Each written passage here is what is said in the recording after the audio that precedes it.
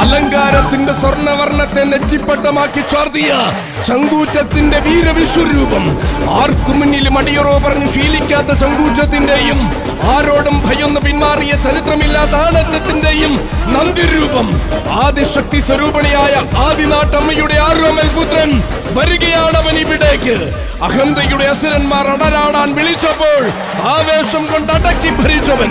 വിജയത്തിൽ കുറഞ്ഞതൊന്നും തന്റെ ജീവിത രേഖയിൽ ഇല്ലെന്ന് പലകുറി കാണിച്ചു തന്ന ഓണാട്ടുകരക്കാരൻ. സാക്ഷാൽ ശ്രീ മഹാദേവന്റെ ഏറ്റവും വലിയ രൗദ്രഭാവത്തെ നേർമിഴിയിൽ കുടിയിരുത്തിയവരാണിവൻ.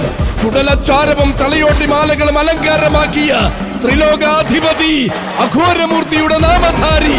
അതെ, ബ്രിഗേഡിയർ കാളകെട്ട് സമിതിയുടെ ചുണക്കുട്ടന്മാർ ഒരുക്കുന്ന രാജവീതിയിലൂടെ ആരവത്തിന്റെ നടുനായകത്വം വഹിച്ചു കടന്നു വരികയാണവൻ. ആരും ഭയക്കുന്ന ആകാര പ്രൗഢിയും ആരെയും വിറപ്പിക്കുന്ന നാമവും അകമ്പടിയാക്കിയവൻ. പ്രൗഢി വിളിച്ചോതിയ മണ്ണിൽ പകരം വയ്ക്കാനില്ലാത്ത ചരിത്രത്തിന്റെ നേർരേഖ സൃഷ്ടിച്ചവൻ. പോരാട്ട ചരിതം എഴുതി കുറിക്കുവാനും പലരും പറഞ്ഞു മടങ്ങിയ പഴയ ചരിതങ്ങൾ തിരുത്തിരചിക്കുവാനും കടന്നു വരികയാണ് മക്കളെ ആദിനാടിന്റെ നായകൻ. വമ്പുകാട്ടി കൊമ്പം കുലുക്കി താണ്ഡവ നടനം ചെയ്യുന്ന കാലകാലേശ്വരൻ വരികയാണ്. നന്ദികേശ്വര ചക്രവർത്തി, ആദിനാട് മഹാകാലേശ്വരൻ.